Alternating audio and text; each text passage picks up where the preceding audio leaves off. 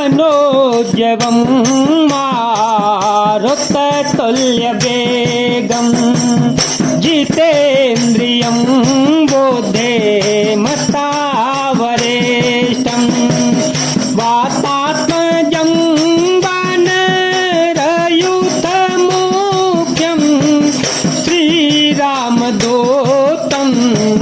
शरणं प्रपद्ये श्रीरामदूतं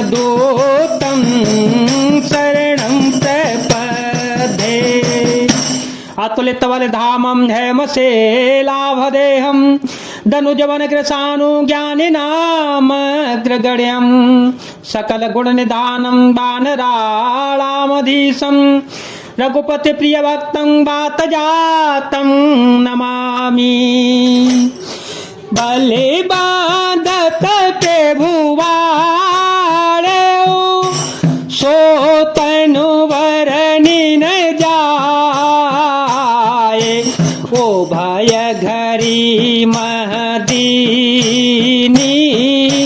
सात प्रदक्षिण धाये।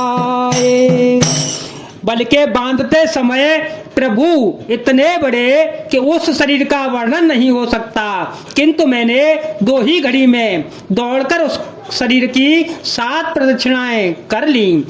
अंगद कहे जाओ मैं पारा, अंगद कहे जाओ मैं पारा, जिय संशय कछो फिर दीवारा, जामवंत कह तुम सवलायक, पठैय किमि सबहि कर नायक, कहीं रीछ पति सुनु हनुमाना, काचो पैसाधि रहे उवलवाना, पवन तनयवल पवन समाना, बुद्धि विवेक विज्ञान निधाना।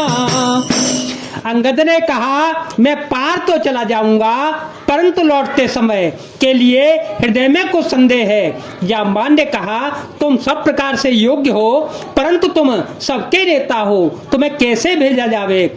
ऋक्षराज जाम्बान ने श्री हनुमान जी से कहा हे हनुमान, हे बलवान, सुनो तुमने यह क्या चुप साध रखी है। तुम पवन के पुत्र हो और बलमय पवन के समान हो, तुम बुद्धि विवेक और विज्ञान की खान हो। कवन सो काज कठिन जग माही, जो नहीं होई तात तुम पाई, राम काज लगी तव अवतारा, सुनत भय ओ पर्वताकारा,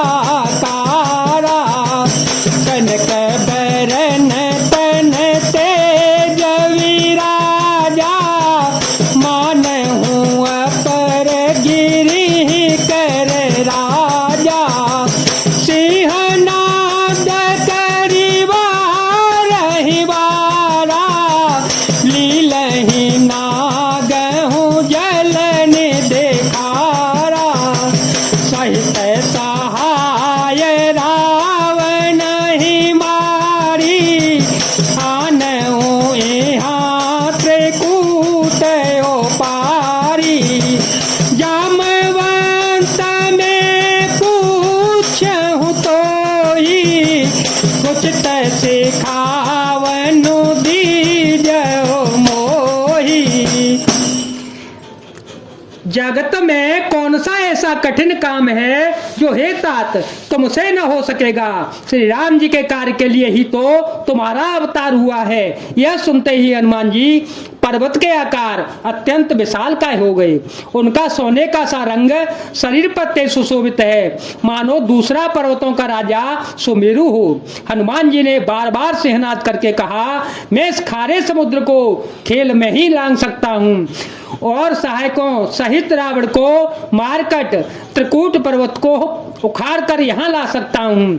हे जाम्बान, मैं तुमसे पूछता हूँ, तुम मुझे उचित सीख देना कि मुझे क्या करना चाहिए। इतना करहूँ तात तुम जाई, सीता ही देखी कहो सो दे आई। अवन जय भोजय बल राजीवन ना, कौतुक लागी संग कपि सेना। जाम्बान ने कहा, हे तात, तुम जाकर इतना ही करो कि सीता जी को देखकर लौट आओ और उनकी खबर कह दो। फिर कमल नयन श्री राम जी अपने बाहुबल से ही राक्षसों का संहार कर और सीता जी को ले आएंगे। केवल खेल के ही लिए वे ही वानरों का साथ लेंगे। कपि सेन संग संघारने से चर रामो सीता ही आने। त्रैलोक पावन सो जसो सोर मुनि शारदा दिव खाने। जो सुनत गावत कहत समुझत परम पद नर पावई। रघुबीर पद पा तो जम दो कर तात तुलसी गावई। बानरों की सेना साथ लेकर राक्षसों का संहार करके श्री राम जी सीता जी को ले आएंगे। तब देवता और नारदादी मुनि भगवान के तीनों लोकों को पवित्र करने वाले सुंदर इसका बखान करेंगे, जिसे सुनने, गाने, कहने और समझने से मनुष्य परम पद पाते हैं और जिसे श्री रघुवीर जी के चरण कमल का मधुकर भ्रमर तुलसीदास जी गाता है। भव भेषज रघुनाथ जसु सुनहि जनर अरो नारी। तीन कर सकल मनोरथ